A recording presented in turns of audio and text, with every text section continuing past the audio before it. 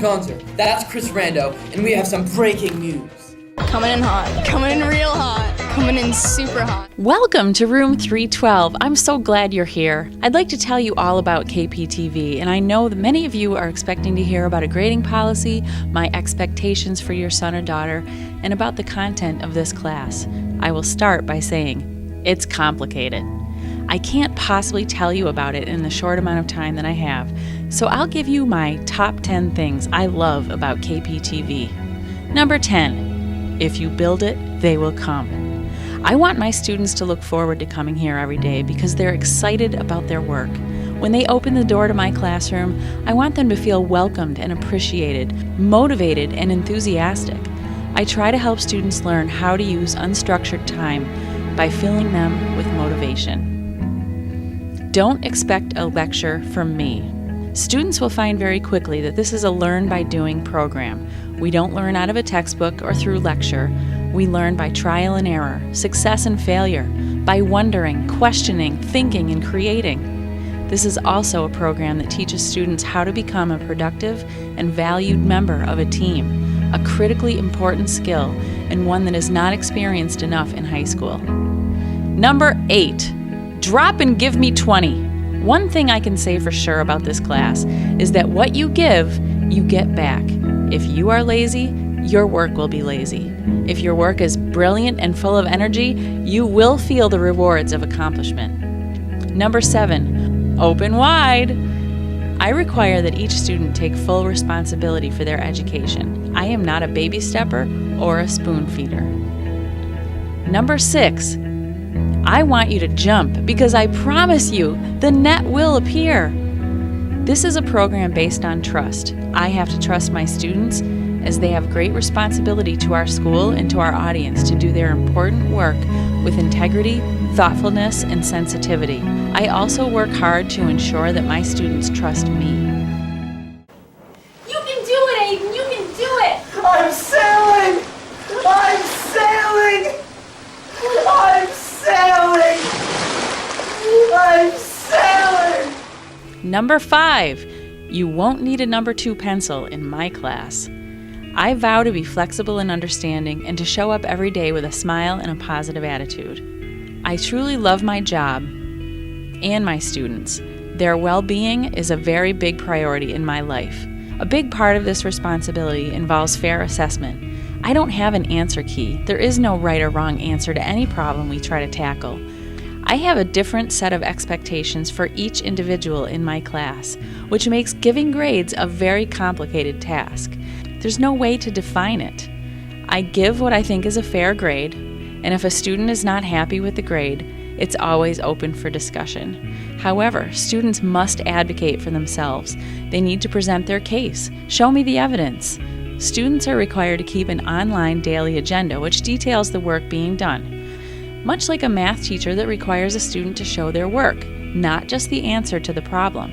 I ask that teams record a bulleted list of what they do in class and to set goals for tomorrow. Each team has a different set of goals for each day, so this written record is something that helps me measure the amount of work that is being done day to day. All grades are temporary, meaning if a student wishes to try to improve the grade, they can have all the time they need to use my feedback and discussion that we have together to make a better product. Grades are tools for me to use to help in my efforts to get everyone to reach for their greatest potential. The most dangerous thing I can do is to give a high grade to someone who is not working hard, not challenging themselves to grow and achieve. I'd rather give a lower grade to see if I can get them to reach a little higher for the prize. Number 4, not cool, Robert Frost. Taking the road less traveled is not an easy path. The work we do never gets easier, it just gets more challenging as we build the foundation to success. I appreciate the amount of risk these kids take every day by willing to stand in front of a camera and reveal themselves to an audience of over 1,200 people 3 days a week. That takes guts. It also takes a tough skin. Our audience is a tough crowd. We have to work hard to create a well-rounded program that they will find informative and entertaining. This task is never easy. Our show is a very important vehicle that serves to create awareness about local and world issues, as well as one that helps celebrate students and their achievements. We create a shared experience with our broadcast that really brings school pride to its feet. It's a tough gig, and we do it with spirit and enthusiasm every time. Number 3, marinate. One of the most important tasks is to find a way to get my students connected with their creative mind. An important method for doing this is to require marination. Your life experience can bring valuable ideas and thoughts to the surface, but only if you let it. Do you gulp your food down while you talk? Do you go on automatic, move in a kind of coma through the rituals of the day? Creative thinking is about observation. The more observant you become, the more creative you will be. When you're given an assignment in which creative thinking is involved, practice the art of marination. Soak up your surroundings. Never let the creative problem you're trying to solve completely leave your thinking. Allow it to sit in the back of your mind and absorb your life experience. While you listen to a lecture or to your music on your iPod, while you're riding home from school, allow the problem to filter in and apply it to what you're experiencing. Number 2, pop the hood and let's see what's under here. Do you consider yourself creative? When people say they're not creative, it may mean that someone has branded them with that mistaken opinion, or it may mean that they simply don't know how to access their creativity. Creativity is the ability to transcend traditional ideas, rules, patterns, relationships, and to create meaningful new ideas, forms, methods, and interpretations. Being creative depends on noticing things about yourself, your methods, your subject matter. Soak up all that good stuff that's around you and allow it to inform your creative mind. We are all naturally creative, but some of us need to find ways to reconnect the wires if they've become loose. I think I can. I know you can. I think I can. I know you can. One of the most important benefits this program offers to its participants is the opportunity to gain confidence. If you give someone a spoonful of that stuff, you've empowered them to strive for more. To the subconscious mind, confidence equals competence. If you want to be trusted by others, you must first trust yourself. To project trustworthiness, you must project confidence.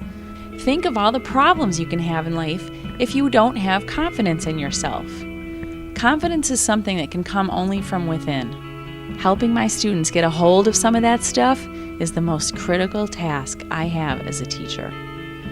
My dear parents, I recognize that your son or daughter is a precious individual. They have found their way to room 312 for a reason. I am committed to helping them develop their strengths and face their weaknesses, and to hopefully carve out their very special role in the fabric of our beloved KPTV. I will do whatever it takes to get them where they want to be, and oh, the places they'll go. Did you see that? I was sailing on a boat on water. I was sailing on a boat by myself.